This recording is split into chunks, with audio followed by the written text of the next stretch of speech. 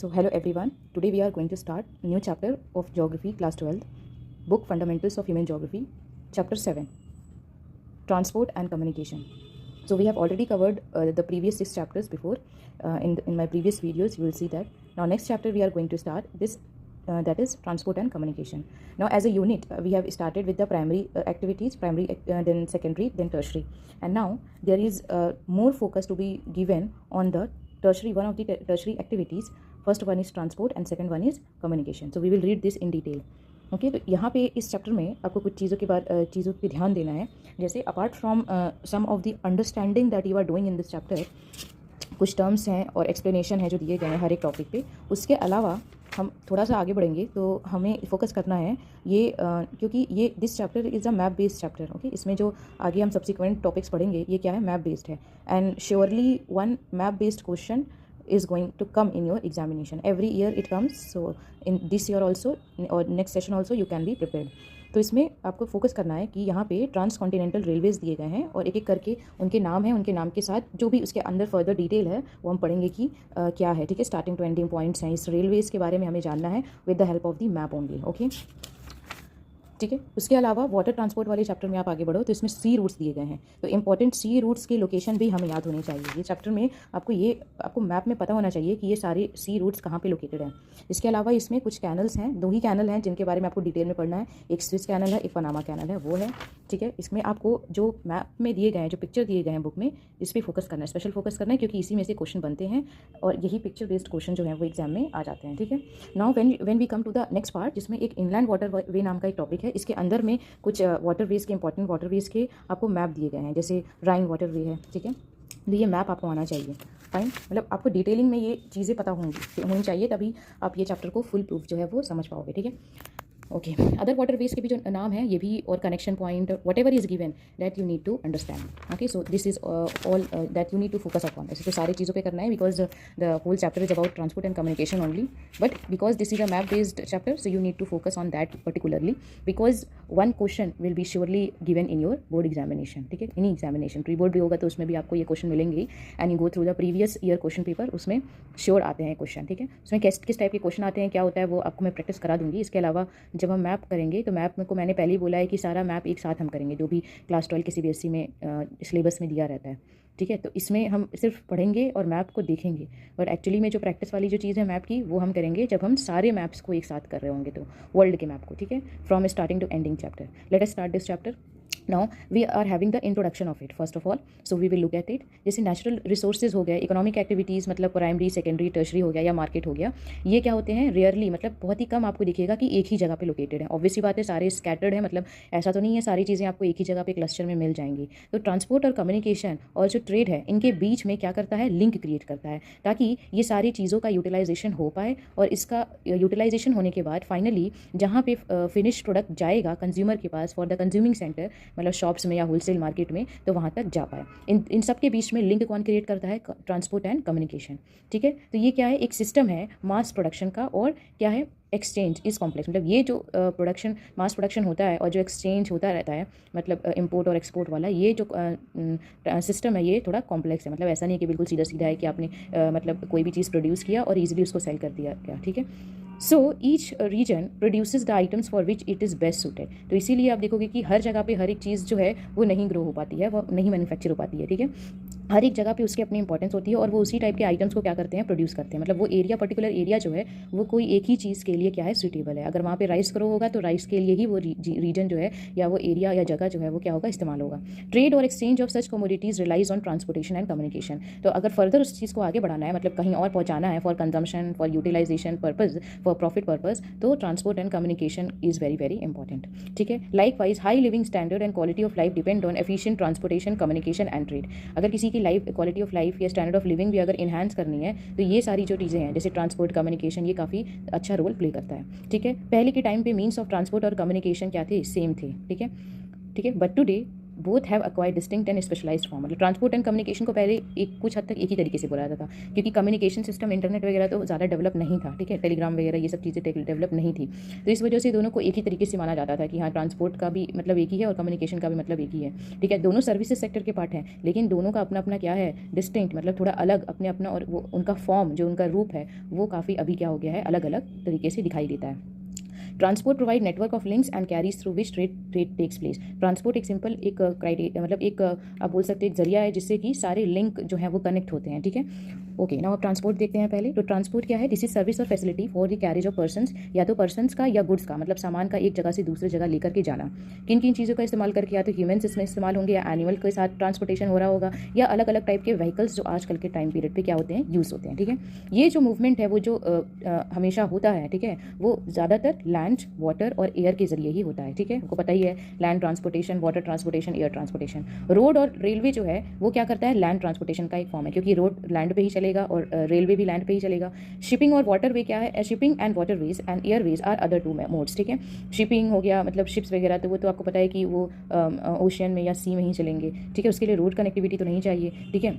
Airways तो आपको पता ही है, they will fly high in the sky, so that is there. Pipeline carry materials, एक और टाइप का ट्रांसपोर्टेशन सिस्टम है जिसको बोलते हैं पाइपलाइंस, ठीक है। तो ये पाइपलाइन क्या होता है, पाइपलाइन मतलब पाइपलाइन का आप मतलब इसी वर्ड से ही समझ रहे हो, जस्ट लाइक अ पाइप ओनली, ठीक है। लेकिन ये अंडरग्राउंड पाइपलाइंस होते हैं, या अपर भी हो सकते हैं, लेकिन बेसिकली ये अंडरग्राउंड ही होते हैं, जिससे कि कुछ मटेरियल जो है एक जगह से दूसरी जगह तक पहुंचाया जा सके with the help of pipe only, ठीक है। मतलब एक पाइप लंबी सी रहती है जिससे कि ये सारी चीज़ें पहुंचाने का ईजिली काम होता है। अब क्या है कि हर एक हमेशा इस चीज़ पर रिलाई नहीं हुआ जा सकता है कि कंटेनर लेकर के उसमें पेट्रोलियम फिल करेंगे या नेचुरल गैस फिल करेंगे तो फिर एक जगह से दूसरी जगह सप्लाई होगी। पाइपलाइन भी क्या होता है कि एक बहुत इफेक्टिव ट्रांसपोर्ट सिस्टम है, जिससे कि ईजिली क्या हो सकता है, कैरी किया जा सकता है ये लिक्विड, स्पेशली लिक्विड आइटम्स को, ठीक है। तो अंडरग्राउंड ये लेड होते हैं, मतलब इन पे खर्च होता है स्टार्टिंग में, जब उसका कंस्ट्रक्शन हो रहा होता है या उसको बनाने से पहले ये काफ़ी क्या होता है, कॉस्ट इफेक्टिव होता है, ठीक है, कॉस्ट इसकी लगती है। लेकिन एक बार अगर बन के तैयार हो गया तो उसके बाद ये काफ़ी ज़्यादा लोगों को फायदे पहुंचाता है, दिस पाइपलाइन ट्रांसपोर्टेशन, ठीक है। बेसिकली पेट्रोलियम, नेचुरल गैस और लिक्विड के फॉर्म में होते हैं, जिनको ईजिली जैसे ड्रेन की तरह उन लोग को फ्लो कर सकते हैं, वो उसमें ही पाइपलाइन का क्या होता है, यूज़ होता है, ठीक है। नाउ ट्रांसपोर्टेशन क्या है, एक ऑर्गेनाइज सर्विस इंडस्ट्री है। इसको क्रिएट किया गया है ताकि सोसाइटी के बेसिक जो नीड्स हैं उनको क्या किया जा सके, फुलफिल किया जा सके या सेटिस्फाई किया जा सके।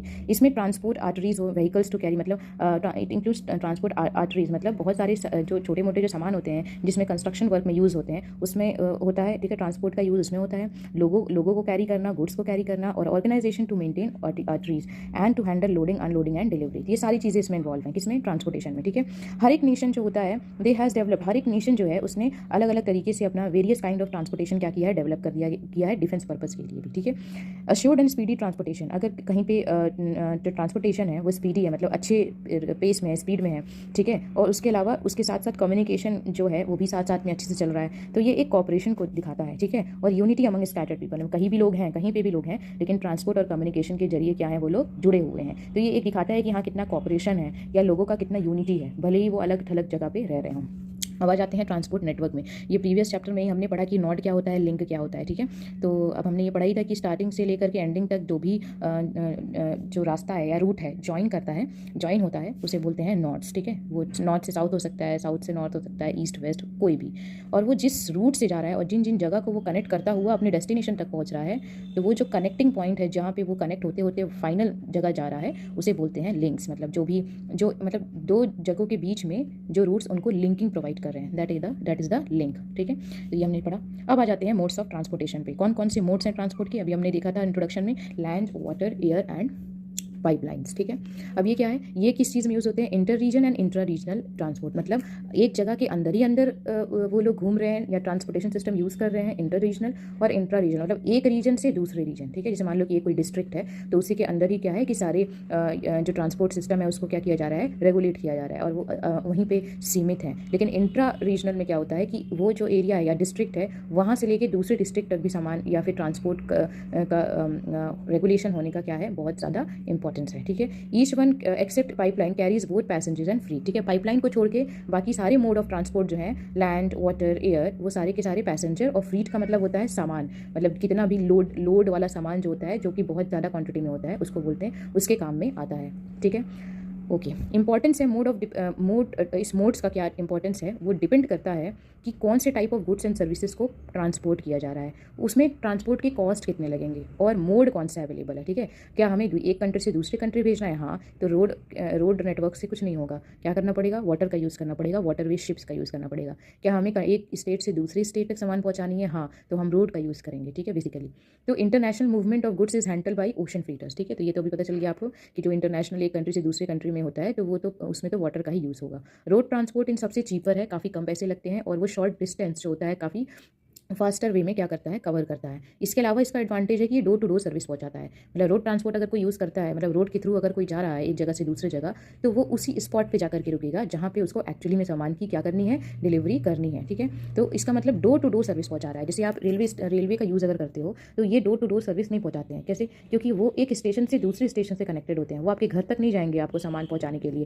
फिर वहाँ से आपको गुड्स वाली ट्रेन में से आपका सामान निकाल करके और फिर आपको फिर से अपना कुछ अरेंज करके आपको जाना पड़ेगा अपने फाइनल डेस्टिनेशन तक। लेकिन रोड ट्रांसपोर्ट ये क्या है, काफ़ी इफेक्टिव है और एडवांटेजियस है रेलवेज़ के कंपैरिजन में, क्योंकि ये क्या करता है, सीधे आप directly from the starting point two the ending point तक पूरे सारे ट्रांसपोर्टेशन सिस्टम जो है और ट्रांसपोर्ट करता है ये सारे गुड्स को। ठीक है, तो ये इसमें क्या है, एडवांटेज है। तो इसीलिए रेलवेज़, लेकिन क्या है कि अब रोड ट्रांसपोर्ट ये सब चीज़ के लिए तो बहुत अच्छा है, लेकिन अगर बहुत ज़्यादा सामान जो अगर आप ट्रांसपोर्ट कर रहे हो तो railway proves to be very effective, क्योंकि उसमें बल्कि मटेरियल, यानी कि अगर बहुत लंबे लंबे डिस्टेंस तक जाना है, मान लो आपको बिल्कुल नॉर्थ से श्रीनगर से बिल्कुल कन्याकुमारी तक चले जाना है, तो वहाँ पे रोड ट्रांसपोर्ट काम नहीं आएगा। तो रेलवे ही उस क्या कर सकता है, इफेक्टिव ट्रांसपोर्ट प्रोवाइड कर सकता है। ठीक है, इसमें काफ़ी सारे सामान आ सकते हैं और ये लंबा डिस्टेंस कवर करने के लिए भी क्या है, बिल्कुल सूटेबल है। ठीक है, high value light and perishable goods are best move by airways. अब ये देखो क्या है, एयरवेज भी काफ़ी ज़्यादा अच्छे तरीके से यूज़ होता है। ठीक है, अगर कोई भी सामान है जो कि बहुत कीमती है, उसकी हाई वैल्यू, जैसे डायमंड हो गया, ठीक है, वो ज़्यादा तो नहीं होता है, जितना भी होता है उसको अच्छे से ट्रांसपोर्ट करना पड़ता है। ठीक है, रोड ट्रांसपोर्ट के जरिए आप डायमंड को नहीं लेके जा सकते हो। लाइट मटेरियल, जैसे उसका ज़्यादा वेट ना हो, या पेरिशेबल गुड्स मतलब कि कोई चीज़ जो जल्दी ख़राब हो सकती है, मतलब जैसे ही उसको मार्केट में लाया गया तो वो 1-2 घंटे बाद उसका ख़राब होना शुरू हो जाएगा, तो वो पेरिशेबल हो गया। ठीक है, ज़्यादातर फ्रूट हो गया या कोई वेजिटेबल हो गया, अगर दूसरे कंट्री से हमारे कंट्री में आता है तो वो क्या हो सकता है, ख़राब स्पॉइल हो सकता है, तो वो पेरिशेबल गुड्स होते हैं, तो उसको एयरवेज के थ्रू काफ़ी जल्दी क्या कर सकते हैं, ट्रांसपोर्ट कर सकते हैं। That will be very very effective. ठीक है, अब ये सारे के सारे जो ट्रांसपोर्ट मीन्स ऑफ ट्रांसपोर्ट अभी अभी हमने देखे, ये सारे एक दूसरे को क्या करते हैं, कॉम्प्लीमेंट करते हैं। ठीक है, मतलब कि अब एयरवेज भी आपको डोर टू डोर सर्विस नहीं पहुँचाएगा, एयरवेज आपको एक एयरपोर्ट से दूसरे एयरपोर्ट तक लेके जाएगा और वहाँ पर जारी सामान की क्या होगी, अनलोडिंग होगी। अब फिर वहाँ से रोड ट्रांसपोर्ट का यूज़ किया जाएगा और रोड ट्रांसपोर्ट के थ्रू जहाँ पहुँचाना है डोर टू डोर सर्विस वहाँ पर पहुँचाया जाएगा। ठीक है, so this is what we have completed this mode of transport explanation. ठीक है, क्वेश्चन में आ सकता है कि रेलवेज का एडवांटेज या रोडवेज का एडवांटेजेस लिखिए या रेल को रोड से कंपेयर करके लिखिए। ठीक है, तो दैट कैन बी देयर। पहला, अब इन सब में से पहले पे आ जाते हैं लैंड ट्रांसपोर्ट। ठीक है, अब लैंड ट्रांसपोर्ट क्या है, या तो रोडवेज है या रेलवेज है, इन्हीं दोनों के बारे में हम डिटेल लैंड ट्रांसपोर्ट में पढ़ेंगे। ठीक है, ज़्यादातर जो गुड्स होती है एंड सर्विसेज होते हैं ये लैंड के थ्रू ही होते हैं, ये आपको भी पता है। ठीक है, पुराने टाइम पे ह्यूमंस खुद ही क्या करते थे, सारे सामान को लेकर के एक जगह से दूसरी जगह लेके जाते थे। ठीक है, अब वो किसी भी चीज़ में कैरी करें तो उसमें क्या है कि have you ever seen a bride being carried on a palanquin, तो ये तो मतलब पुराने ज़माने से ये चलता ही आ रहा है, अभी ये सब नहीं फॉलो होता है। लेकिन क्या है कि अगर लोगों की मैरिज होती थी तो जो ब्राइड है वो भी क्या होगा, पालकी में या डोली जिसको बोलते हैं हिंदी में, इंग्लिश में पालनक्विन बोलते हैं, तो वो वहाँ वो लोग 4 लोग जो होंगे, 4 पर्सन होंगे, वो उनको वहाँ से एक जगह से दूसरी जगह तक लेके जाएंगे। ठीक है, उसके बाद धीरे धीरे करके क्या होने लगा, एनिमल्स का यूज़ होने लगा, were used as beasts of burden, मतलब एनिमल्स का यूज़ होने लगा सामान को एक जगह से दूसरी जगह कैरी करने का, कि मतलब उनके पीठ पे सामान रख दो और वो इजीली वो लेके जा सकते हैं। ठीक है, अब जैसे म्यूल्स हो गए, हॉर्सेज हो गए, कैमल्स हो गए। म्यूल्स क्या है कि एक टाइप का जो जिसको हम हिंदी में सिंपल अगर स्ट्रेट फॉरवर्ड बोले तो खच्चर बोलते हैं। ठीक है, तो ये हॉर्सेज कैमल्स तो पता ही है, तो ये क्या होते हैं, अभी भी रूरल एरियाज़ में यानी विलेज एरियाज़ में ये इन लोगों का इस्तेमाल होता है सामान ढोने में, उठाने में। जैसे जैसे व्हील का इन्वेंशन हुआ, ठीक है, ट्रांसपोर्ट सिस्टम का, तो कार्ट्स हो गया, वैगन्स हो गया, बिकेम इंपॉर्टेंट। जैसे मतलब 2 घोड़े हैं वो चला रहे हैं और पीछे चक्का लगा हुआ है, तो वो उनको वो सारी चीज़ें लेकर के जा रहे हैं, या लोगों को कहीं जाना है तो उसमें बैठ के जा रहे हैं, वही वैगन्स हो गए। ठीक है, ओके, अब ये जो रेवोल्यूशन आया ट्रांसपोर्ट में, ये came only after invention of the steam engine. जब स्टीम इंजन की खोज हुई, जिससे कि लोगों को ये पता चला कि हम एनर्जी यूज़ करके ट्रांसपोर्ट को क्या कर सकते हैं, ज़्यादा से ज़्यादा एनर्जी यूज़ करके ट्रांसपोर्ट को चला सकते हैं। ठीक है, सिंपली उसको एनर्जी प्रोवाइड करके हम मूव करा सकते हैं। ठीक है, तो उससे लोगों काफ़ी ज़्यादा क्या हुआ, ट्रांसपोर्ट में रेवोल्यूशन आया। ठीक है, 18th सेंचुरी में, मतलब इंडस्ट्रियल रेवोल्यूशन के दौरान ही, ठीक है। Okay, perhaps the first public railway, अब ये याद रखना, इसमें परहैप्स लिखा है मतलब शायद ऐसा बोला गया है कि सबसे पहला रेलवे लाइन जो था वो 1825 में ओपन हुआ था, और वो Stockton and Darlington in northern England में क्या हुआ था, वो स्टार्ट हुआ था, ठीक है। मतलब पहला रेलवे लाइन हमारे इंडिया में, पहला रेलवे लाइन कहाँ से कहाँ तक चला इस फर्स्ट टाइम, और कौन से ईयर में, you will mention this in this comment, okay. Now, railways became the most popular and fastest form of transport in the 19th century. तो 19th century तक आते आते रेलवेज काफ़ी ज़्यादा पॉपुलर हो चुका था और फास्ट भी था ट्रांसपोर्ट के लिए, ठीक है। So it open up continental interiors for commercial grains, farming, mining and manufacturing in the USA. तो यूएसए में ये सारी चीज़ों में काफ़ी काम आता था कि हाँ कोई भी सामान बन रहा है या माइनिंग हो रही है, फार्मिंग हो रही है, तो इसमें हम क्या कर सकते हैं, एक पॉइंट को दूसरे पॉइंट से कनेक्ट करके हम ट्रांसपोर्ट के जरिए पहुँचा सकते हैं, ठीक है। जैसे ही इंटरनल कम्बशन इंजन रिवोल्यूशनाइज हुआ तो उससे क्या हुआ, road transport in terms of road quality and vehicles, motor cars and trucks flying over them, ठीक है। सो जैसे ही ये और फर्दर हम बोलेंगे ट्रांसपोर्ट का जब इम्प्रूवमेंट हुआ, ठीक है, तो उससे क्या हुआ, जैसे जिसमें ज़्यादा से ज़्यादा डीजल या पेट्रोल ये सब चीज़ का यूज़ होने लगा, तो मोटर कार जो है वो आ गए, ट्रक्स आ गए जो कि चलते थे रोड पे, ठीक है। Among the newer developments in land transportation are pipelines, ropeways and conveyors. सबसे लेटेस्ट जो अभी इन्वेंशन हुआ ट्रांसपोर्ट का वो पाइपलाइंस है, जो भी मैंने बताया कि लिक्विड आइटम्स ही लेकर जा सकते हैं। रोपवे है जो बिल्कुल हायर हिली एरिया में चलता है। केबल वेज जो कॉपर के वायर्स जो हैं वो बड़े हिली एरियाज़ और हायर एरियाज़ में जो है वो लगाए जाते हैं, वो अंडरग्राउंड भी होते हैं बट हायर एरियाज़ में भी होते हैं, ठीक है, जिससे कि केबल वगैरह जो है वो कनेक्ट होते हैं, ठीक है। Communication. Now, liquids like mineral oil, water, sludge and sewers are transported by pipelines. अभी मैंने बताया मिनरल ऑयल जैसे पेट्रोलियम वगैरह हो गया, नेचुरल गैस हो गया, ये सारे पाइपलाइन के जरिए क्या होते हैं, पहुँचाए जाते हैं, ठीक है। Great fleets carriers are the railway. सबसे ज़्यादा अगर सामान कहीं एक जगह से दूसरी जगह लेके जाना है तो इसके लिए तो रेलवे का ही यूज़ होगा, या ओशन यानी कि जो शिप वगैरह होते हैं बड़े बड़े, वो barges, boats and motor trucks and pipelines, ये सारी चीज़ों का क्या होता है, इस्तेमाल होता है ट्रांसपोर्टेशन में, ठीक है। अगर जनरल टर्म्स में देखेंगे, old and elementary form like the human porter, pack animal, cart और wagon are the most expensive means of transportation and larger freighters are the cheapest, ठीक है। Large freighters are the cheapest. अगर हम general वे में देखेंगे तो जैसे human porters, मतलब अगर खुद एक जगह से दूसरी जगह सामान लेके जा रहे हो, या पैक एनिमल वो एनिमल्स होते हैं, अभी हम पढ़ेंगे आगे इसको डिटेल में, जो कि स्पेशली सामान को ही ले जाने आने में यूज़ होते हैं। कार्ट्स हो गया, वैगन्स हो गया, ये क्या है, most expensive means of transportation, ठीक है। ये क्या है, मोस्ट एक्सपेंसिव है। अगर इनका आजकल के टाइम में यूज़ किया जाए तो ये काफ़ी कॉस्ट इफेक्टिव है, मतलब इसमें काफ़ी खर्च लगेंगे। लेकिन जो लार्ज फ्रीटर्स हैं, रेलवेज, वाटरवेज, रोडवेज, ये अभी इस टाइम पे क्या चल रहा है, चीपेस्ट चल रहा है, इसलिए लोग इसका ज़्यादा क्या करते हैं, यूज़ करते हैं, ठीक है। अच्छा, ये इंपॉर्टेंट है इन सप्लीमेंटिंग मॉडर्न चैनल्स, यानी कि जो भी हमने चीपेस्ट वाला पढ़ा रेलवेज रोडवेज वाला, ये क्या है, मॉडर्न चैनल्स को सप्लीमेंट करते हैं।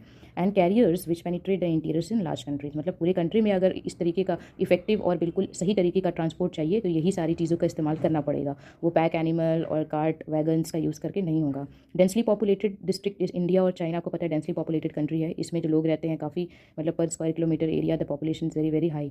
तो overland transport still takes place by human porters और कार्ट्स ड्रॉन और पुश्ड बाय ह्यूमन्स, ठीक है। तो अभी भी इंडिया और चाइना जैसे कंट्रीज़ में जो पुराने समय से जो चलता आ रहा था ट्रांसपोर्ट, एनिमल वगैरह का यूज़ करना, उनसे सामान को लोडिंग करना उनके ऊपर, तो वो क्या है, वो अभी भी क्या है, ये सारी कंट्रीज़ में अभी भी चलते हैं, ठीक है। Now we come to pack animals. तो पैक एनिमल्स क्या होते हैं, इनके एग्जांपल्स जो हैं इसे हमें देखना पड़ेगा, और कौन कौन से कंट्रीज़ में किन एनिमल्स का ज़्यादातर यूज़ होता था, अब इनके ज़्यादा यूजेस नहीं है। तो horses are used as a draught animal even in the western countries. Draught animals those who carry any materials, ठीक है। तो हॉर्सेज जो है वो वेस्टर्न कंट्रीज़ में अभी भी होता है, but they are very limited, ठीक है। Dogs and reindeers they are used in North America. ये सारे कॉन्टिनेंट वाइज कौन कौन से पैक एनिमल्स यूज़ होते हैं उसके बारे में, ठीक है। North Europe, Siberia to draw sledges over snow covered grounds, ठीक है। Mules they are preferred in mountainous areas. Mules को ज़्यादातर माउंटेन एरियाज में यूज़ किया जाता है। Camels, caravans, movement in desert. तो कैमल्स तो उसको बोलते हैं कैमल को कि शिप ऑफ द डेजर्ट, तो दे आर स्टिल यूज्ड, ठीक है। इंडिया में bullocks are use for pulling cart. जो बैलगाड़ी होती है वो अभी भी यूज़ होती है, but in very limited amount और ज़्यादातर रूरल एरियाज़ में, इंटीरियर एरियाज़ में, ओके। नेक्स्ट आते हैं, लैंड ट्रांसपोर्ट का जो सब पार्ट है वो है roads, then we will move to the railways. तो roads also we will read, there are two types of roads which are mentioned here. First है metal and second unmetal roads, ठीक है। Metal and unmetal roads, very basic difference क्या है इन दोनों में, कि metal roads वो होते हैं जो कि जिनको आप सिंपल अपने वर्ड में बोलोगे लैंग्वेज में पक्का रोड, और अनमेटल्ड वो होते हैं जिसको बोलते हैं कच्चा रोड, ठीक है। तो आपको बेसिक डिफरेंस समझ में आ गया होगा, ठीक है, ओके। रोड ट्रांसपोर्ट क्या है, जहाँ सबसे ज़्यादा इकोनॉमिकल है, शॉर्ट डिस्टेंस के लिए काफ़ी ज़्यादा यूज़ होता है, railway for long distance. Free transport by road is gaining importance because is offer door to door service. इतना याद रखना कि रोड ट्रांसपोर्ट में डोर टू डोर सर्विस जो होता है वो क्या होता है, मतलब इसका ये एडवांटेज है कि door to door service service पहुंचाता है। अनमेटल रोड्स क्या होते हैं, सिंपल होते हैं कंस्ट्रक्शन में लेकिन इफेक्टिव नहीं होते हैं और सारे सीजन में क्या होते हैं, सर्विसेबल नहीं होते हैं। मतलब कि अगर जैसे अनमेटल रोड मैंने अभी जस्ट बताया कच्चा रोड, तो कच्चा रोड आपने का मतलब क्या है कि किसी भी कंक्रीट मटेरियल, सीमेंट और ये सारी चीज़ों मटेरियल का यूज़ नहीं हुआ है, ठीक है। तो मतलब स्मूथ वे ऑफ राइडिंग नहीं हो सकता है। तो वो अनमेटल रोड को बस क्या किया गया है कि कोई मान लो फॉरेस्टेड एरिया था पहले या एग्रीकल्चर फील्ड था, तो उसको हल्का क्लियर करके वो रास्ता बस बना दिया गया। अपने विलेजेस एरियाज़ में देखा होगा कि वो कभी भी पक्के रोड जो होते हैं वहाँ से रास्ते नहीं होते हैं, बीच बीच में कोई भी मतलब वहाँ पे सॉइल वगैरह होता है और उसी एरिया को क्लियर कर देते हैं और बोलते हैं यहाँ से वहाँ जाने का रास्ता है, ठीक है। तो ये अनमेटल रोड है। हर सीज़न में ये इफेक्टिव नहीं होते हैं। बेसिकली जब रेनी सीज़न होगा तो दीज बिकम अनमोटरेबल, मतलब ये चलने लायक नहीं होंगे, ठीक है। वहाँ पे पानी वानी भर जाएगा। और even the metal ones are seriously handicap during heavy rains and floods. अगर मेटल रोड यानी पक्के रोड भी अगर बना रहे हैं पूरे अच्छे से सारे कंक्रीट मटेरियल्स को इस्तेमाल करके, तो भी वो क्या हो जाते हैं, handicap means they sometimes get damage and broken, ठीक है। अगर हैवी रेनफॉल हुआ या हो सकता है कि वो रोड काफ़ी पुरानी हो तो वो डैमेज हो गया, क्रैक्स आ गए, तो वहाँ पर भी फ्लड्स आने के काफ़ी चांसेस हैं, ठीक है। तो ये भी कभी कभी मेटल रोड भी कभी कभी क्या हो जाता है, अनमोटरेबल हो जाता है, ठीक है। ये सारी कंडीशन में high embankment of rail tracks and efficient maintenance of rail transport service is an effective solution. जब इस तरीके की कोई सिचुएशन आती है तो रेलवे ट्रांसपोर्ट सर्विस ही क्या होता है, एक लास्ट ऑप्शन होता है, ठीक है। But the rail kilometrage being small can not serve the needs of vast and developing countries at a low cost. तो इसलिए क्या होता है कि रेल तो ऐसा तो नहीं है कि हाँ एक जगह से दूसरी जगह 10 किलोमीटर का एरिया कवर करके और ट्रांसपोर्ट सर्विसेज पहुंचाएगी। इसमें तो लॉन्ग डिस्टेंस का काफ़ी ज़्यादा इंपॉर्टेंट होता है, वो शॉर्ट डिस्टेंस का उसका कोई रोल नहीं है। तो इसलिए क्या होता है, दे कैन नॉट सर, मतलब डेवलपिंग कंट्रीज़ में जहाँ पे बिल्कुल एक जगह से दूसरी जगह जाना है विथ लो कॉस्ट में, वो नहीं हो पाता है। रोड ट्रांसपोर्ट अगर अवेलेबल है then it is very very good. Rail transport है तो भी तो अच्छा है, लेकिन वो लॉन्ग डिस्टेंस के लिए आपको बीच बीच में वो रोक नहीं सकता है कि शॉर्ट डिस्टेंस में, तो उससे कॉस्टिंग काफ़ी क्या होगी, ज़्यादा हो सकती है। Roads therefore play a vital role in nations trade and commerce and for promoting tourism. तो ये सारी चीज़ों के लिए रोड्स क्या है, एक इंपॉर्टेंट रोल जो है वो प्ले करता है। क्वालिटी ऑफ रोड्स जो है वो वेरी करता है, मतलब अलग अलग होता है डेवलप्ड और डेवलपिंग कंट्रीज से। तो इसमें तो क्योंकि रोड का कंस्ट्रक्शन और मेंटेनेंस क्या होता है, उसके लिए हैवी एक्सपेंडिचर यानी कि हैवी स्पेंड करना होगा मनी, ठीक है, ताकि वो अच्छे से रोड का कंस्ट्रक्शन हो पाए। तो दोनों जगह आपको डिफरेंस दिखाई देगा, एक डेवलप कंट्रीज़ में और एक डेवलपिंग कंट्रीज़ में। डेवलपिंग कंट्रीज़ में वो रोड्स आपको दिखाई देंगे कुछ जगह पे मेट्रोपॉलिटन सिटीज़ वगैरह में, लेकिन डेवलप्ड कंट्रीज़ में आप देखोगे कि लगभग पूरा पैन कंट्री ही क्या है, पूरा अच्छे से उसका रोड ट्रांसपोर्ट जो है वो डेवलप है। In developed countries good quality roads are universal and provide long distance links in the form of motorways, autobahns. याद रखना ऑटो बैंस जो होते हैं वो जर्मनी में चलते हैं, ठीक है। ये लॉन्ग डिस्टेंस ये भी रोड पे ही चलते हैं लेकिन ये लॉन्ग डिस्टेंस कवर करते हैं, ठीक है, मोटरवेज के थ्रू, ऑटो बैंस के through, inter state highways for speedy movement, ठीक है। Lorries of increasing size, lorries वगैरह होते हैं जिसमें काफ़ी ज़्यादा हैवी सामान आ सकते हैं, और and power to carry heavy loads are common, ठीक है। इनके पास मतलब इतनी कैपेसिटी होती है कि ये ज़्यादा लार्ज अमाउंट ऑफ जो गुड्स हैं उसको कैरी कर पाए ज़्यादा दूर तक, ठीक है। लेकिन unfortunately world road system is not well developed, ठीक है। लेकिन इतने सारी चीज़ों के बाद भी हम देख सकते हैं कि अभी पूरी तरीके से रोड सिस्टम जो है वो डेवलप नहीं है, ठीक है। World's total motorable road length is about 15 million kilometre. Underline this one, ये बिकॉज ये बिल्कुल एग्जैक्टली नंबर्स दिए हुए हैं कि वर्ल्ड का जो मोटरेबल रोड लेंथ है जिससे इफेक्टिवली चला जा सकता है वो 15 मिलियन किलोमीटर है, जिसमें से नॉर्थ अमेरिका जो है इस 15 मिलियन में से 33% वो अकेला कवर करता है। मतलब नॉर्थ अमेरिकन कंट्रीज़ में काफ़ी ज़्यादा क्या है, रोड ट्रांसपोर्टेशन की डेवलपमेंट है। Highest road density and the highest number of vehicles are registered in this continent compare to western Europe, ठीक है। तो आप देखोगे कि यहाँ पे रोड डेंसिटी काफ़ी ज़्यादा है, road density is the highest. इसका मतलब क्या है कि जैसे 5 किलोमीटर का रोड लेंथ है, उस 5 किलोमीटर में कितने ट्रांसपोर्ट जो है वहाँ से टू एंड फ्रो कर रहे हैं, मतलब आ जा रहे हैं। तो ये नॉर्थ अमेरिका का जो कॉन्टिनेंट है उसमें जो कंट्रीज़ हैं इनकी रोड डेंसिटी काफ़ी क्या है, ज़्यादा है, अगर हम वेस्टर्न यूरोप यानी यूरोपियन के कॉन्टिनेंट की कंट्रीज से कंपेयर करें तो। अब आ जाते हैं ट्रैफिक फ्लोज। ये एक टर्म है जो दिया गया है जो कि रोड वाले टॉपिक के ही अंदर है, तो इसमें पढ़ते हैं ट्रैफिक फ्लोज क्या होते हैं। तो ट्रैफिक का मतलब ये आप समझ गए, ठीक है, कंजेशन इन द रोड, ठीक है। तो traffic on roads has increase dramatically in recent years. तो ट्रैफिक आपको पता ही है कि काफ़ी हद तरीके से क्या है, बढ़ चुका है, मतलब क्योंकि population due to increase in population and due to like each one is having their own vehicle, खुद का अपना अपना व्हीकल होता है, तो वो अगर रोड पे चलेगा तो भीड़ तो होगी, okay. When the road network can not cope with the demands of traffic. जो रोड नेटवर्क है वो ट्रैफिक की डिमांड को फुलफिल नहीं कर रहा है, मतलब कि वहाँ पे जो मूवमेंट है ट्रांसपोर्ट की व्हीकल्स की वो ठीक से नहीं हो रही है, तो क्या हो जाता है उस टाइम पे, कॉन्जेशन हो जाता है, मतलब ट्रैफिक जैम हो जाता है in the simple sense we say. City road suffer from chronic traffic congestion. तो सिटी एरियाज़ जो होते हैं वहाँ पे आपको दिखेगा कि ज़्यादा से ज़्यादा ये ट्रैफिक जैम वाली सिचुएशन आ रही है। Peak high points and trough low points of traffic flow can be seen on roads at particular times of the day. Peak traffic और लो पॉइंट ट्रैफिक। पीक क्या होता है कि जिस समय काफ़ी ज़्यादा ट्रैफिक है, और लो पॉइंट क्या होता है जिस समय पे एकदम कम ट्रैफिक होती है, मतलब ईजिली आप टू एंड फ्रो कर सकते हो। जैसे एग्जाम्पल है, पीक का टाइम तब आता है जब रश आवर होता है, बिफोर एंड आफ्टर वर्क, मतलब सुबह सुबह लोग ऑफिस जा रहे हैं, स्कूल की बसेस निकल रही हैं, तो और बाकी वर्कर्स वगैरह भी जो काम पे जा रहे हैं, तो उस समय पे पीक टाइम होता है, ट्रैफिक ज़्यादा से ज़्यादा होते हैं। एंड आफ्टर वर्क इवनिंग के टाइम पे जब लोग रिटर्न हो रहे होते हैं, in that period also peak time will be there, ठीक है। Most of the cities in the world have been facing the problem of congestion. ये कंजेशन वाला जो प्रॉब्लम है ये ज़्यादा से ज़्यादा सिटी जो है वो फेस करते ही हैं, ठीक है। Now we come to the next. अब ये रोड वाले में ही हम पढ़ेंगे हाईवेज इसी के अंदर, ठीक है। अभी हम लैंड ट्रांसपोर्टेशन वाला ही टॉपिक कर रहे हैं, जिसमें हमने पहला रोड ट्रांसपोर्ट जो है उसे पढ़ा, उसके अंदर ट्रैफिक फ्लो पढ़ा, रोड डेंसिटी पढ़ा, मेटल रोड पढ़ा, अनमेटल रोड पढ़ा। अब हम पढ़ते हैं हाईवेज क्या होते हैं, ठीक है। दे आर मेटल रोड, तो ऑब्वियस ही बात है, अनमेटल तो होंगे नहीं, कच्चे रोड नहीं होते हैं, पक्के रोड होते हैं। ये क्या कनेक्ट करते हैं, लंबे डिस्टेंस को कवर करते हैं। इन्हें एक पॉइंट से दूसरे पॉइंट नहीं जाना है, इन्हें जाना है इंटर सिटी, ठीक है, इंटर सिटी होते हैं। They are constructed in a manner for unobstructed vehicular movement, मतलब इस तरीके से हाईवेज को बनाया जाता है जिसमें नॉर्मल जो लोग होते हैं वो वहाँ से उनको जाने मूवमेंट करने का कोई ऐसा सिस्टम नहीं होता है। वहाँ से केवल वही सारे ट्रांसपोर्ट सिस्टम जाएंगे जहाँ जो हाईवेज़ को कनेक्ट कर रहे हैं, ठीक है। तो ये अनऑब्स्ट्रक्टेड व्हीकल मूवमेंट होते हैं। तभी आप देखोगे कि हाईवेज़ में बेसिकली क्या होता है कि जो स्पीड है ट्रांसपोर्ट की वो काफ़ी अच्छी होती है, मतलब बढ़ी हुई रहती है, क्योंकि वहाँ पे बिल्कुल अनऑब्स्ट्रक्टेड होता है। मतलब ऐसा नहीं है कि वहाँ पे हर टाइप के व्हीकल आपको दिखेंगे, ठीक है, जो डेली यूज़ में चल रहे हैं, ठीक है। As such there are 80 metre wide with separate traffic roads, मतलब कम से कम 80 मीटर वाइड, मतलब इतना चौड़ा जो है वो बनाया जाता है उस रोड को। अलग इसका ट्रैफिक लेन होता है, ब्रिजेस होते हैं अलग से जिसमें हाईवे बनाते हैं, flyovers, dual carriageways to facilitate uninterrupted traffic flow. तो जो ओरिजिनल रोड जो होता है जिसमें पब्लिक लोग जा रहे हैं उन वहाँ पे उनका कोई कुछ भी रोल नहीं है। हाईवेज़ को अलग तरीके से बनाया जाता है ताकि वो क्या करे, अनइंटरप्टेड वे से वो पब्लिक को भी डिस्टर्ब ना करे और खुद भी काफ़ी सही तरीके से एक जगह से दूसरी जगह जा पाए। डेवलप्ड कंट्रीज़ में हर एक सिटी हो गया या पोर्ट टाउन हो गया, पोर्ट टाउन मतलब जैसे कोई भी कोस्टल एरिया में रह रहा है तो वहाँ पे अगर सी पोर्ट है तो उसे कनेक्ट करते हैं हाईवे के थ्रू काफ़ी इफेक्टिवली, ठीक है। ये सारे डेवलप्ड कंट्रीज़ में होते हैं। अब इस डेवलप्ड कंट्रीज़ में से याद रखना नॉर्थ अमेरिका फर्स्ट नंबर पे है, जो ट्रैफिक फ्लो में भी, इसमें देखो आप रोड डेंसिटी में भी था, okay. Highway density is high about 0.65 kilometre पर स्क्वायर किलोमीटर, ठीक है। तो अब इसमें आप देखो नॉर्थ अमेरिका में हाईवे की डेंसिटी क्या होती है, काफ़ी ज़्यादा हाई होती है, ठीक है। हर एक 0.65 किलोमीटर में आपको ट्रांसपोर्ट सिस्टम दिखाई दे जाएगा। हर एक प्लेसेस जो है वो एक जगह से दूसरी जगह पे 20 किलोमीटर की डिस्टेंस से कनेक्टेड है, ठीक है। मतलब इस तरीके से हाईवे को बनाया गया है कि अगर 50 किलोमीटर का डिस्टेंस है या 40 किलोमीटर का है तो हम इस तरीके से कनेक्ट करेंगे हाईवेज़ को कि वो 20 किलोमीटर के अंदर में वो कनेक्ट हो पाए, वो सिटीज़ वगैरह। Cities located on the Pacific coast, तो Pacific coast are they are well connected to with those of Atlantic coast. जो पैसिफिक कोस्ट वाला एरिया है, जो वेस्ट साइड है, वो ईस्ट साइड के अटलांटिक कोस्ट को काफ़ी अच्छे से क्या करता है, कनेक्ट करता है।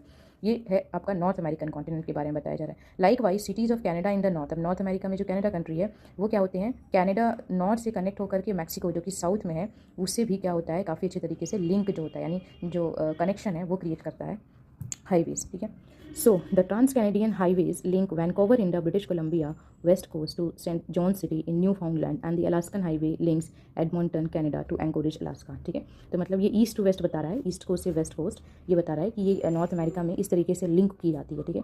पैन अमेरिकन हाईवेज एक एग्जाम्पल है हाईवेज का ही। They are large portion of which has been constructed will connect the countries of South America. अभी ये विल बोला है तो मतलब पैन अमेरिकन हाईवेज अभी चल रहा है, ठीक है, और वो कंस्ट्रक्ट आई थिंक हो भी गया है। सो इसमें कनेक्ट करेगा south America, central America, USA, Canada, मतलब आप समझ लो कि पूरे नॉर्थ अमेरिकन कॉन्टिनेंट जो है, जैसे अगर हम इस मैप में देखते हैं, वर्ल्ड मैप में देखेंगे अगर, ओके, तो ये अगर मैप में देखते हैं तो लगभग पूरे नॉर्थ अमेरिकन कंट्रीज़ को इन लोगों का क्या है, कनेक्ट करने का पूरा क्या है, मोटिव है, ठीक है। जैसे कनाडा को अमेरिका से किया, फिर मैक्सिको से किया, फिर साउथ अमेरिकन कॉन्टिनेंट कंट्री से किया, ठीक है, ओके।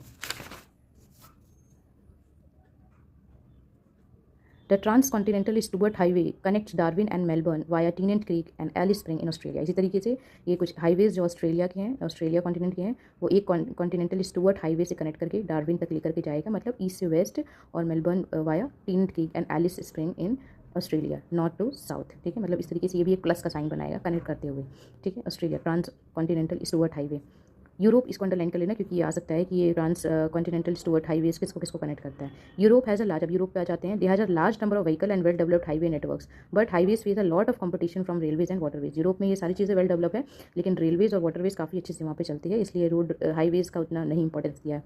रशिया में डेंस हाईवे नेटवर्क है developed in the industrial reason, मतलब काफ़ी ज़्यादा इंडस्ट्रियल एरिया है, तो वो कनेक्ट कर रहा है west of Ural with Moscow as the hub, ठीक है।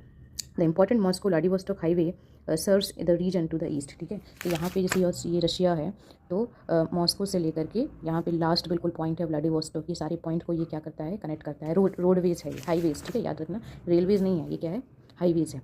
तो क्योंकि ये पूरे इंडस्ट्रियल एरिया है तो इस तरीके से कवर कर रहा है। Due to vast geographical area highways in Russia are not as important and railways. Connect तो कर रहा है मॉस्को से व्लादिवोस्टोक तक, लेकिन रेलवेज की जितना इंपॉर्टेंस नहीं है क्योंकि एरिया काफ़ी लार्ज है और आपको पता है लॉन्ग डिस्टेंस अगर है तो railways are very very effective. China में हाईवेज क्रिस क्रॉस तरीके से बनाया गया है जो मेजर सिटीज़ को कनेक्ट कर रहा है, जैसे सोंगटो near Vietnam boundary, Shanghai, central China, Guangzhou south, north Beijing. तो देखो यहाँ पे वियतनाम बाउंड्री साउथ, ठीक है, सेंट्रल चाइना उसको कनेक्ट करेगा, फिर ग्वांगझाओ को करेगा और साउथ में बीजिंग नॉर्थ में है। तो मतलब इस तरीके से क्रिस क्रॉस तरीके से चाइना में क्या हो रहा है, कनेक्ट हो रहा है हाईवेज। इंडिया में there are many highways linking the major towns and cities. For example national highway number 7 जो वाराणसी से क्या करता है, कन्याकुमारी को कनेक्ट करता है। ये इंडिया का क्या है, लॉन्गेस्ट हाईवे है, नेशनल हाईवे, इसे अंडरलाइन कर लेना है, national highway number 7। Golden quadrilateral है, ये भी एक हाईवे है। और super expressway is under way to connect the 4 metropolitan cities, ठीक है। तो ये भी गोल्डन क्वाड्रिलेटर या फिर इसको सुपर एक्सप्रेस वे बोलेंगे। ये भी क्या है, इंडिया का क्या है, हाईवे है, ठीक है, जो कि 4-5 मेट्रोपॉलिटन को कनेक्ट कर रहा है, न्यू दिल्ली, मुंबई, बेंगलुरु, चेन्नई, कोलकाता एंड हैदराबाद, ठीक है, याद रखना इसको। ओके, अफ्रीका में आते हैं, जो फाइनल कॉन्टिनेंट जिसका अभी तक कुछ भी नहीं पड़ा। अफ्रीका में highway joins Algiers in the north to Conakry in Guinea. Similarly Cairo is also connected to Cape Town. मतलब इसमें सिंपल रास्ता बताया है कि अगर हम वर्ल्ड मैप देखें तो इसमें अफ्रीका में यही बोल रहा है कि जो ये है अफ्रीका कॉन्टिनेंट है, ये अल्जीरिया से गिनी तक कनेक्ट कर रहा है। वही कायरो जो इजिप्ट का कैपिटल है, वो केप टाउन साउथ अफ्रीका का जो कैपिटल है उसे कनेक्ट कर रहा है। मतलब बेसिकली नॉर्थ साउथ और नॉर्थ साउथ का ही कनेक्शन है। ये इसका क्या है, हाईवेज़ का पॉइंट्स है। ये हमने पढ़ा अभी हाईवेज़ के बारे में।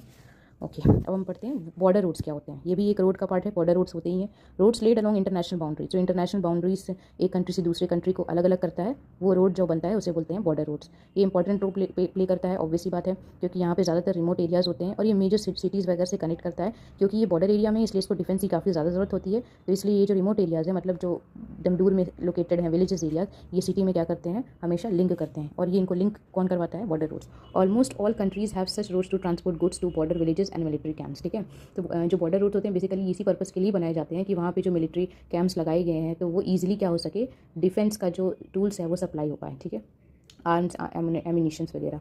अब आ जाते हैं रेलवे। तो हमने रोड्स का लगभग पढ़ा, ठीक है। अब हम आते हैं रेलवेज़ में। तो लैंड ट्रांसपोर्ट के ही टॉपिक में हमने रोड पढ़ा, रोड में हमने हाईवेज़ के बारे में पढ़ा और बॉर्डर रोड्स के बारे में पढ़ा, ठीक है। अभी हम रेलवेज़ के बारे में देखते हैं। Railways land transport, mode of land transport, बल्कि गुड्स ज़्यादा से ज़्यादा सामान लोड और पैसेंजर लॉन्ग डिस्टेंस में एक जगह से दूसरी जगह ले जाने के काम आते हैं, ठीक है। रेलवे गॉजेस का क्या होता है, मतलब कि जैसे एक रेल है लाइन और दूसरा जो है जो बना हुआ है आयरन, इनके बीच में जो डिस्टेंस होता है इसको बोलते हैं रेलवे गॉजेस। तो ये अलग अलग कंट्री में अलग अलग होते हैं, ठीक है। तो बेसिकली इसको 3 टाइप्स में बांटा गया है। एक है ब्रॉड, मोर देन 1.5 मीटर, ये वाला जो एरिया है मोर देन 1.5 मीटर होता है, इस दोनों के बीच में गैप रेलवे ट्रैक्स जो बनते हैं। स्टैंडर्ड जो होता है वो 1.44 होता है एंड मीटर गॉज होते हैं वो 1 मीटर के ही होते हैं एंड स्मॉलर गॉजेस होते हैं। The standard gauge is used in the UK, ठीक है। हमारे जो यूके, हमारे इंडिया में तो मीटर गॉजेस या ब्रॉड गॉजेस ज़्यादा यूज़ होते हैं, ये वाले, ठीक है। लेकिन यूके में ज़्यादा से ज़्यादा स्टैंडर्ड गॉज 1.44 मीटर वाले जो रेलवे ट्रैक्स होते हैं उनके बीच में जो डिफरेंस होता है वो गॉजेस वो यूज़ करते हैं, ठीक है। Okay, commuter trains are very popular in UK, USA, Japan and India. Commuter trains मतलब जो आप बोलते हो जैसे लोकल ट्रेन्स जो होते हैं, जो डेली, जैसे मुंबई लोकल आपने सुना ही होगा, ठीक है। ये ज़्यादातर इस सारे कंट्रीज़ में क्या होते हैं, पॉपुलर हैं।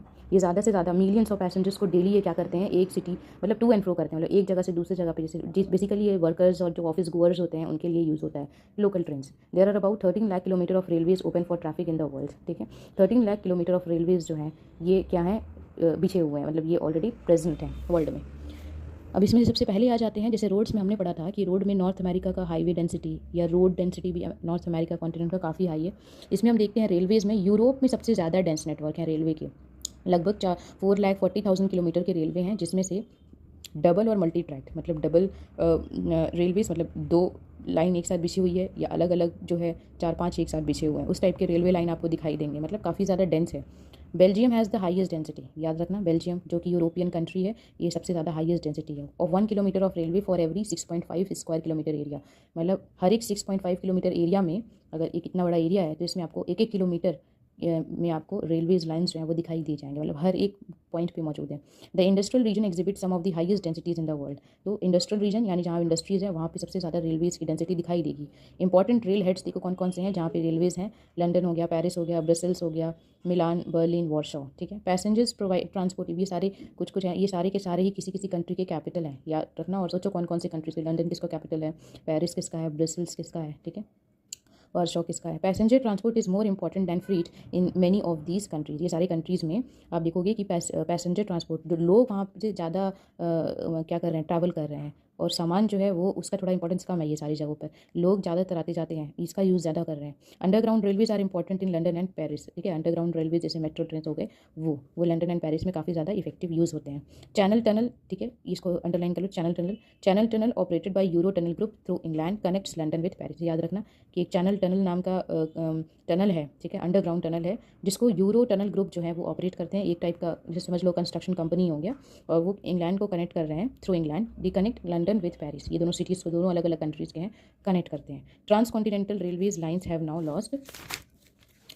Lost their importance to quicker and more flexible transport system of airways and roadways। Transcontinental railways क्या होते हैं ये भी हम पढ़ेंगे इसके बारे में, ठीक है। रशिया में रेलवेज जो है वो 90% जो है कंट्री टोटल ट्रांसपोर्ट यूज़ करता है, ठीक है, जिसका जो एरिया है, नेटवर्क है, वो काफ़ी डेंस है। वेस्ट ऑफ उरल माउंटेन्स जो कि इधर है, तो ये उरल माउंटेन्स हैं जो यूरोप और एशिया को, मतलब एशिया को डिवाइड कर रहा है, उसके वेस्ट वाले एरिया में बोल रहा है, ठीक है, वेस्ट वाले एरिया में, ठीक है। नाउ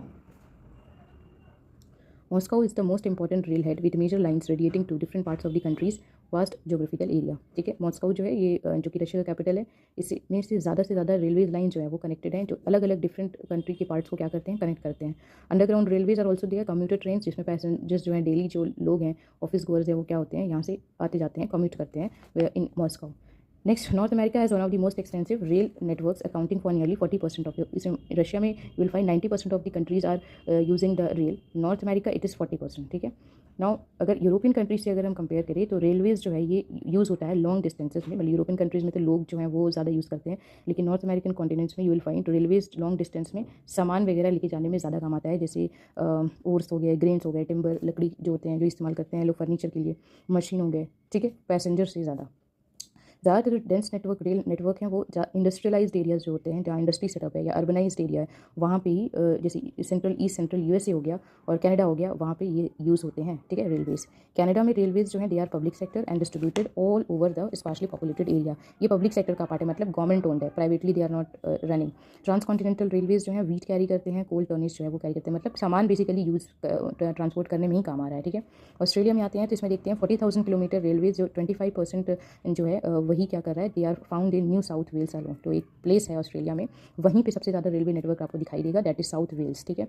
वेस्ट से east Australia national railway line connect करता है, जो भी हम पढ़ेंगे आगे, पर्थ से लेकर सिडनी तक, पूरा ईस्ट से लेकर के पूरा वेस्ट तक, ठीक है, from Perth to Sydney. New Zealand railways जो mainly in the North Island to serve the farming areas, ठीक है। न्यूजीलैंड का जो रेलवे है वो भी यूज़ होता है, लेकिन बेसिकली फार्मिंग के पर्पज़ के लिए। साउथ अमेरिका कॉन्टिनेंट में आ जाते हैं तो वहाँ पे रेल नेटवर्क जो क्या है काफ़ी ज़्यादा डेंस है, लेकिन वो कुछ जगह पे, जैसे पंपास हो गए अर्जेंटीना में, जो हमने प्रीवियस प्राइमरी एक्टिविटीज़ में पढ़ा था कि जो एक्सटेंसिव कमर्शियल ग्रेन फार्मिंग है साउथ अमेरिका में, उसको पंपास बोलते हैं, तो वो वाले एरियाज़ में ये रेलवेज़ काफ़ी ज़्यादा हैं।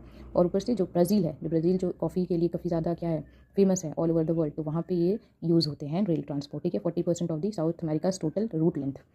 Only Chile among the remaining countries has considerable route length linking coastal centres, ठीक है। चिले भी एक कंट्री है साउथ अमेरिका में जो कि कोस्टल एरियाज को क्या करता है, कनेक्ट करता है, और जो इंटीरियर में अदर कंट्रीज़ हैं उनके माइनिंग साइट्स हैं, कोल, पेट्रोलियम, ये सारी चीज़ों के लिए चिले में ये रेल ट्रांसपोर्ट यूज़ किया जाता है। पेरू, बोलीविया, इक्वेडर, ये सारे अदर कंट्रीज़ हैं जो कि short single track rail lines use करते हैं, मतलब ये इसमें काफ़ी ज़्यादा डेंस नहीं है, ठीक है, मतलब one railway track is enough for them, ठीक है। Ports to the interior with no interlinking connecting links, मतलब एक जगह से दूसरी जगह ही कनेक्टिंग पॉइंट है, इनका इंटरलिंकिंग नहीं है, कि मतलब ये नहीं है कि ईस्ट से वेस्ट, नॉर्थ से साउथ, इस तरीके का नहीं, कहीं भी जाना है इन्हें तो ये पोर्ट यानी कि जो कोस्टल एरिया है वहाँ से लेकर के दूसरे जो इंटीरियर एरिया है उसे कनेक्ट करेंगे, और उस इंटीरियर एरिया से पोर्ट को कनेक्ट करेंगे, ठीक है। There is only one transcontinental rail route linking Buenos Aires Argentina, ये कैपिटल है इसका, and Valparaiso, Chile, across the Andes mountain through the Uspallata pass located at a height of 3900 metre, ठीक है। केवल एक ट्रांसकॉन्टिनेंटल रेलवे रूट जो है वो साउथ अमेरिका की दो जो कंट्रीज़ हैं उन्हें कनेक्ट करता है, अर्जेंटीना को चिले के साथ कनेक्ट करता है, ठीक है। और उसका जो रूट है वो एंडीज माउंटेन है जो कि साउथ अमेरिकन कॉन्टिनेंट में है, और वो ये उस पलाता पास के नाम से गुजरते हुए जाता है, ठीक है। So this is in a very higher height, ये जो ट्रांसकॉन्टिनेंटल रेलवेज है ये हायर हाइट में। ट्रांसकॉन्टिनेंटल क्या होते हैं, we will see that also. Asia में रेल नेटवर्क सबसे ज़्यादा डेंस हैं, क्योंकि ज़्यादातर इंडिया, जापान, चाइना में थिक, क्योंकि यहाँ पे पॉपुलेशन काफ़ी ज़्यादा है। Other countries have relatively few rail routes, दूसरे अदर कंट्रीज़ में काफ़ी कम है। वेस्ट एशिया में अगर देखिए is the least developed in rail facilities because of vast deserts and sparsely populated regions, ठीक है। अगर हम ईस्ट से वेस्ट को कंपेयर करें, ईस्ट एशिया से वेस्ट एशिया को, तो हम देखेंगे कि वेस्ट एशिया में तो सऊदी अरेबिया है, ठीक है, ईरान है, इराक है, ये सारी कंट्रीज़ हैं, तो यहाँ पे इतना ज़्यादा रेलवे या उतना ज़्यादा जो कनेक्टिंग नेटवर्क है वो नहीं है, ठीक है। ओके, अफ्रीका कॉन्टिनेंट लास्ट में आ जाते हैं. Despite being the second largest has only 40 kilometre of railways with South Africa alone accounting for 18,000 kilometre due to concentration of gold, diamond and copper mining activity. इतना तो आपको पता होगा कि जो अफ्रीकन कॉन्टिनेंट है वहाँ पे सबसे ज़्यादा जो माइनिंग जिस मिनरल की जाती है वो गोल्ड है, डायमंड्स हैं, ठीक है, ये सबसे ज़्यादा वहाँ पे होते हैं. तो यही ये वाले जो एरियाज़ है यही ज़्यादा से ज़्यादा रेलवे से क्या है कनेक्टेड है. अदरवाइज ज़्यादातर जबकि सेकंड लार्जेस्ट कॉन्टिनेंट है वर्ल्ड में, लेकिन रेल की कनेक्टिविटी उतनी ज़्यादा इफेक्टिव नहीं है. ठीक है, कौन कौन से एरियाज़ को ये कनेक्ट करता है वो लोकेशन देख लेते हैं. बेंगुला रेलवे जो है वो अंगोला से, जो कंट्री है, एक सारी कंट्रीज़ हैं, कातंगा जाम्बिया कॉपर बेल्ट से कनेक्ट कर रहा है. तंजानिया रेलवे जो है ये जाम्बियन कॉपर बेल्ट से लेकर दार सलाम तक कर रहा है. And last one the railway through Botswana and Zimbabwe linking the landlocked states of south African network. मतलब नॉर्थ से साउथ में जो बीच बीच में कनेक्टिंग पॉइंट आ रहे हैं उसी को लगभग कनेक्ट कर रहा है. Blue Train from Cape Town to Pretoria in the Republic of South Africa. यही 3-4 कनेक्टिंग पॉइंट है जो इनके होते हैं. वो भी आप देखोगे कि बहुत ही लिमिटेड एरिया में है. ठीक है, पूरे अफ्रीका को कनेक्ट नहीं कर रहा है. Elsewhere as in Algeria, Senegal, Nigeria, Kenya and Ethiopia railway lines connect port cities. ये सारी जो कंट्रीज़ हैं अफ्रीका के, ये केवल पोर्ट सिटीज़ यानी कि जो सी एरिया, कोस्टल एरिया है, वहाँ के पोर्ट टाउन्स को ही क्या कर रहे हैं, कनेक्ट कर रहे हैं. But do not form a good network with other countries. लेकिन अदर कंट्रीज़ में इनका कोई ऐसा खास कनेक्टेड लिंकिंग नहीं है. ठीक है, ओके, अब आ जाते हैं ट्रांस कॉन्टिनेंटल रेलवे. सारे रेलवेज़ के बारे में हम पढ़ रहे थे, इसमें ट्रांस कॉन्टिनेंटल रेलवेज़ का नाम आया. What is that? जो रेलवेज़ ही है ये, ठीक है, मतलब वही है सेम जो रेलवेज़ लॉन्ग डिस्टेंस और बल्कि मटेरियल्स कैरी कर रहा है. ठीक है, लेकिन ये क्या है, दो एंड को कनेक्ट कर रहा है. ट्रांस कॉन्टिनेंटल रेलवेज क्या होते हैं, एक कॉन्टिनेंट से दूसरे कॉन्टिनेंट कराने का इसका नहीं है सिस्टम. इसका ये है कि ये उसी कॉन्टिनेंट में क्या करेंगे, रन करेंगे एक पॉइंट से लेकर के दूसरे पॉइंट तक. ठीक है, they were in constructed for economic and political reasons to facilitate long runs in different directions. The following are the most important of these. ठीक है, तो देखो जैसे ये रशिया है तो ये क्या है कि एक पॉइंट से दूसरे पॉइंट को कनेक्ट कर रहा है. इसने कॉन्टिनेंट चेंज नहीं किया, एक ही कॉन्टिनेंट है, लेकिन एरिया इतना लॉन्ग है कि ये जो कनेक्टिंग पॉइंट है ये कॉन्टिनेंट के अंदर ही कनेक्ट हो रहा है. ठीक है, तो इसे बोलते हैं ट्रांस कॉन्टिनेंटल रेलवेज. एक एक जो कॉन्टिनेंटल रेलवेज हैं उसके बारे में हम पढ़ेंगे और इसमें आपको बेसिकली लर्न करना है कि वो कनेक्टिंग पॉइंट्स क्या हैं. ठीक है, मतलब एक जगह से दूसरी जगह पे कौन कौन से पॉइंट्स को कनेक्ट कर रहा है. पहला और आखिरी वाला पॉइंट आपको याद होना ही चाहिए, मतलब पहला स्टार्टिंग पॉइंट और last ending point. So we will read one by one and we will see that. Okay, this trans Siberian railway, पहला है ट्रांस साइबेरियन रेलवे. तो साइबेरियन रेलवे यही वाला है जो रशिया वाला है. तो this railway major route Russia runs from saint Petersburg, ठीक है, in the west to Vladivostok in the east. तो ये पॉइंट नंबर 1 और ये पॉइंट नंबर 2 याद होना चाहिए. सेंट पीटर्सबर्ग से व्लादिवोस्टोक को कनेक्ट कर रहा है. ठीक है, ओके. अब ये बीच में जो कनेक्टिंग पॉइंट्स है ना, इसके छोटे छोटे जो कनेक्टिंग पॉइंट्स हैं उसको भी आपको लर्न करना है. ये आपके सिलेबस में, आपके सिलेबस में दिया हुआ है. ठीक है, तो क्वेश्चन में आपको वो पॉइंट्स दे देगा और इसका नाम लिखने का आइडेंटिफिकेशन के लिए आ सकता है. तो you will have to learn it, underline all this. कहाँ से पास हो रहा है, मॉस्को से, उफा से, नोवोसिबिर्स्क से, इरकुत्स्क के, चीता एंड कब्रवोल्स्क. ठीक है, और ये क्या है, सबसे ज़्यादा इंपॉर्टेंट रूट है एशिया का और लॉन्गेस्ट भी है, जो कि डबल ट्रैक है. And electrified transcontinental railway in the world. मतलब इलेक्ट्रीफाइड ट्रांसकॉन्टिनेंटल रेलवे जो कि with the help of electricity they are moving. इसने बहुत सारे हेल्प किए एशियन रीजन्स के, जो they have opening up Asian region की, मतलब एशियन रीजन्स भी इससे कनेक्ट हो पाए वेस्टर्न यूरोपियन मार्केट से. ठीक है, क्योंकि ये सेंट पीटर्सबर्ग तक जा रहा है तो यहाँ पे इसके बाद यूरोपियन कंट्रीज़ हैं तो कनेक्ट करेगा ही, ज़रूर करेगा. ठीक है, ये उरल माउंटेन से रन होते हैं. एंड ओप एंड येनिसे रिवर्स जो चाइना में चीता. Okay, is an important agro centre and Irkutsk offer centre. याद रखना कि जिस भी जगह से ये जा रहे हैं वहाँ से रन हो रहे हैं वो चीता एक जगह बीच में आता है. वो एग्रो सेंटर है, एग्रीकल्चर का काफ़ी अच्छा सेंटर है. और इरकुत्स्क भी है जो फर सेंटर के लिए जाना जाता है. फर वगैरह यहाँ पे ज़्यादा अच्छे से होते हैं. उसके अलावा अलग अलग कनेक्टिंग लिंक्स है, जैसे कि उड़ीसा हो गया, Baku on the Caspian coast. मतलब जिस भी जगह से होते हुए जाता है वहाँ पे ये कंट्रीज़ जो हैं वो लाई करते हैं. उज़्बेकिस्तान हो गया, मंगोलिया हो गया, Multan and Beijing in China. तो अलग अलग कंट्रीज़ को भी ये क्या कर रहे हैं, कनेक्ट कर रहे हैं. साथ ही साथ ये भी सारे कनेक्टिंग पॉइंट्स रशिया में ऑलरेडी हैं. अब ट्रांस कैनेडियन रेलवेज़ में आ जाते हैं. ये इसका लेंथ इतना है 7050 किलोमीटर. ये अंडरलाइन कर लेना है. हैलिफैक्स इन द ईस्ट से लेके Vancouver on the Pacific coast through Montreal. अब ये देखो, Halifax in the east to Vancouver in the Pacific. तो ये देखो, अब नेक्स्ट वाले में ट्रांस कैनेडियन रेलवेज हैं. तो Halifax in the east to Vancouver in the west. ये याद रखना है, ये दोनों पॉइंट्स लर्न होने चाहिए. बीच में जो उसके पॉइंट्स आ रहे हैं वो है Montreal, Ottawa, Winnipeg and Calgary. इसे 1886 में कंस्ट्रक्ट किया गया था. पहले ये ब्रिटिश कोलंबिया का पार्ट था. On the west coast join the federation of states. ठीक है, ओके, पहले ये क्या था, ब्रिटिश कोलंबिया, ब्रिटिश के कंट्रोल में था. उसके बाद इसने ज़्यादा इंपॉर्टेंस गेन कर लिया, इकोनॉमिक सिग्निफिकेंस, क्योंकि ये कनेक्टेड था अच्छे से क्यूबिक मॉन्ट्रियल इंडस्ट्रियल रीजन से and the wheat belt of the prairie region and the coniferous forest region in the north. ठीक है, तो जो ये हैलिफैक्स है और जो वैंकूवर है, ये दोनों तो देखो कनाडा कंट्री के साउथ में दिख रहे हैं, लेकिन नॉर्थ में बहुत सारे प्रेरीज वगैरह जो थे, मतलब व्हीट बेल्ट, मतलब व्हीट वगैरह काफ़ी ज़्यादा यहाँ पे होता है, अभी भी होता है. तो उससे काफ़ी अच्छे से ये क्या हो रहा था, कनेक्ट हो रहा था. तो इसकी वजह से इनकी इकोनॉमिक सिग्निफिकेंस क्या हो गई, बढ़ गई. ठीक है, okay. Thus each of these region became complementary to other. हर एक जगह से गुजरते हुए जहाँ से भी जा रहा है ये क्या है, इसका क्या है, इंपॉर्टेंस है. Loop line from Winnipeg to Thunder Bay Lake Superior connects this rail line with one of the important waterways in the world. इसमें कैसे क्वेश्चन बनेंगे, जैसे ये जो अगर मान लो आपको ये मैप सीधा दे दिया और उसके बाद ये सारे जो लिखे हुए हैं इसको गायब कर दिया और कुछ पॉइंट्स दे करके बोला कि ये क्या है वो क्या है। तो इस टाइप के जो क्वेश्चन होते हैं बेसिकली वो मैं आपको बता दूंगी किस टाइप के क्वेश्चन बनते हैं इसमें, ये मैप बेस्ड वाले में, ठीक है। Okay, this line is the important artery of Canada, मतलब ये जो लाइन है जो विनीपेग से थंडर बे को कनेक्ट कर रहा है, ये भी एक जो है वाटर वे के थ्रू कनेक्ट कर रहा है। मतलब देखो ये लाइन तो है ही, ठीक है, लेकिन अब ये विनीपेग जो यहाँ पे है बीच में, जो इन दोनों हैलिफैक्स और वैंकूवर के बीच में विनीपेग जो आ रहा है, इसके थोड़ा और आगे बढ़ने से वाटर वे चैनल का यूज़ करके इस तरीके का, देखो यहाँ से अगर देखेंगे तो हम देखेंगे नीचे से अगर साउथ में जाएंगे तो हम देखेंगे यहाँ से वाटर वे यानी कि वाटर के चैनल के थ्रू भी क्या कर रहा है, यहाँ लेक सुपीरियर है, इसे कनेक्ट कर रहा है, ठीक है। तो काफ़ी ज़्यादा कनेक्टिंग पॉइंट इसमें जो है वो दिखते हैं। This line is important artery of Canada, wheat and meat are the important export on this route. याद रखना है कि ये सारे जो मटेरियल है इनका ज़्यादा क्या होता है, एक्सपोर्ट होता है। यूनियन एंड पैसिफिक रेलवे में आ जाते हैं। This railway connect New York on the Atlantic coast to San Francisco on the Pacific coast passing through Cleveland. अभी देखो क्या है, New York in the Atlantic to San Francisco. तीसरा वाला देख लेते हैं। ओके, सो यहाँ पे थर्ड दिया नहीं है, लेकिन हम कैसे उसको करेंगे, we look at the world map, okay, जिसमें मेजर सी रूट्स दिए हुए हैं। इसमें देखो न्यूयॉर्क जो है वो उससे कनेक्ट हो रहा है सैन फ्रांसिस्को, ठीक है। ये क्या है, third type of transcontinental railways हैं, ओके, जो कि कनेक्ट कर रहे हैं, ये यूएस में है। और कौन कौन सी जगह से पास आउट हो रहे हैं, Cleveland, Chicago, Omaha, Evans, Ogden and Sacramento, ठीक है। ये इस तरीके से याद करना है। अगर इसका मैप नहीं दिया ना यूनियन पैसिफिक रेलवे का तो ये आपको क्वेश्चन में भी नहीं आएगा। लेकिन हाँ, ये स्टार्टिंग टू एंडिंग जो पॉइंट्स हैं वो लर्न करने ही पड़ेंगे, जैसे सैन फ्रांसिस्को और ये न्यूयॉर्क, ठीक है।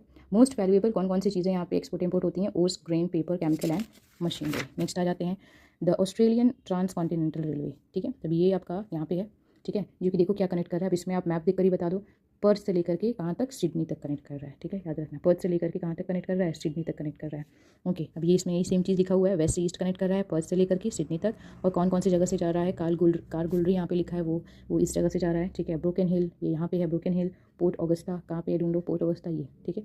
उसके अलावा बीच बीच में जो पॉइंट्स हैं वो भी हैं। इसके अलावा नॉर्थ साउथ लाइन भी कनेक्ट हो रही है, Adelaide and Alice Spring to be joint further to the Darwin Birdum line, ठीक है। यहाँ पे जो लाइन्स हैं एडिलेड एंड एलिस स्प्रिंग दोनों इधर ही हैं।